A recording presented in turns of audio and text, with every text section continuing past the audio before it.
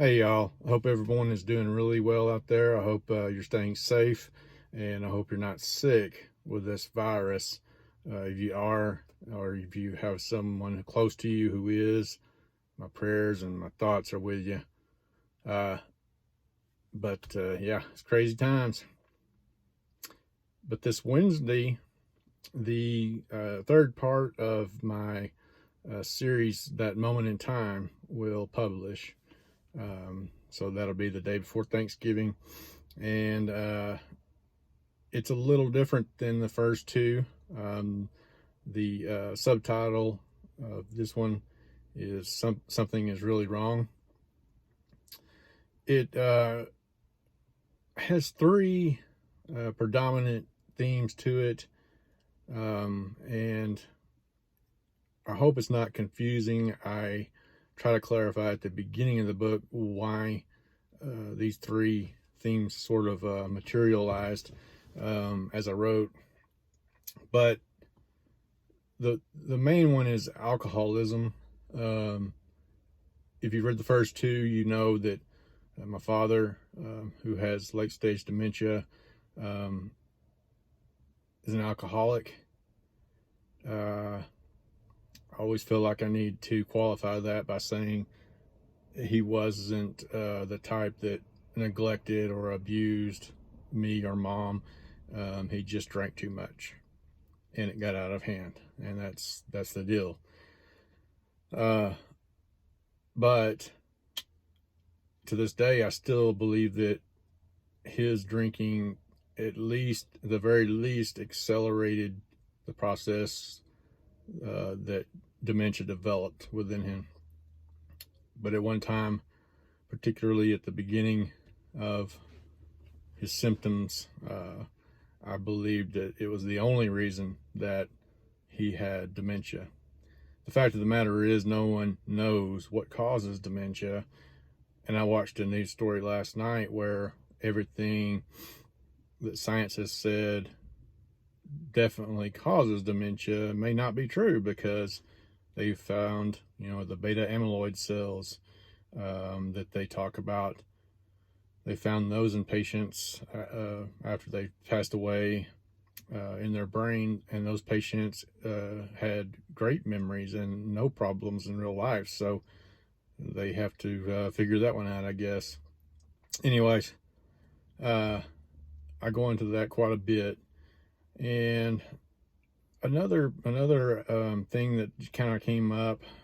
So the other part is, there's the second part of the three is life during a pandemic, which we all understand now.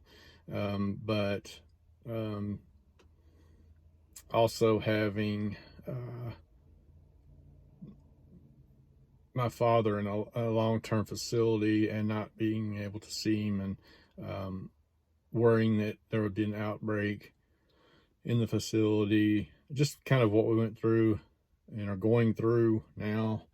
And I think a lot of people will be able to relate to a lot of what I write there. But the one thing I did want to mention was, at the end, I did something I hadn't planned, but I had the emotions evoked within me, and it tends to be a good time for me, and probably a lot of writers, to write, because I do some of my best writing when my emotions are high. And to qualify that, qualify me, I guess, whatever.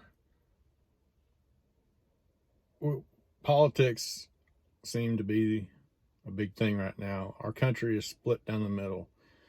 I've been a conservative all of my adult life, and I'll just flat say it. I respect you if you voted for Trump and you have valid reasons, and you can just have a conversation with me or anyone else and tell me why. I respect that. I do not respect when you yell and scream and get physical, and that doesn't deserve anyone's respect, either side of the issue or any situation. If you're an adult, that's acting like a child. But that being said, I'm going to say I would love to sit down with someone who voted for Trump, voted for him twice, and just have a conversation, because I truly do not understand.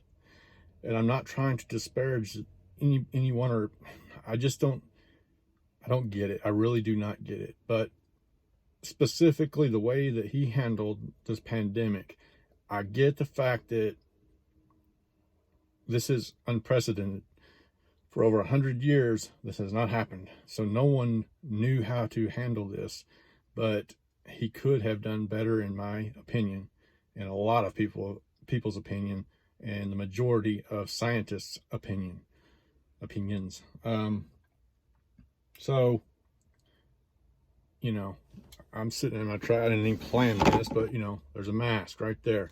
I have masks everywhere. I don't care if you believe in this virus or not. I don't care if you believe masks work or actually harm you, which I do not understand how that works. Wear a mask.